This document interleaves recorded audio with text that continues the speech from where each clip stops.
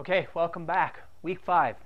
We're going to be talking about processed foods versus whole foods. That's the challenge this week, is to understand two basic food categories, the percentage of foods that fall into the good category versus the bad food category.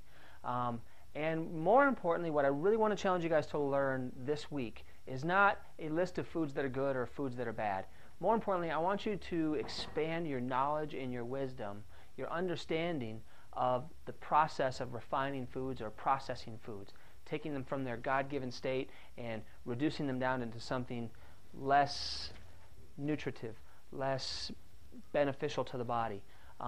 So I want you to think about that this week when you're reading articles and when you're looking at the rest of these videos. In the past, I've oftentimes taught this concept in breaking foods into two categories, not just whole foods or processed foods, but foods by God versus foods by man.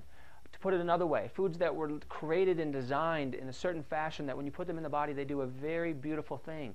They give your body what it needs: energy, power, vitality, you name it.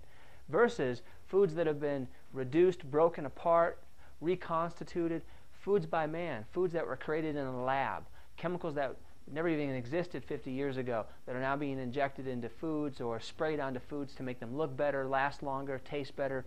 So I want you to think, or at least start thinking all this week and everything that you read, how can I make better decisions on purchasing and consuming more foods in the food by God or the whole foods category versus the foods by man and processed foods category. So let's get started, shall we?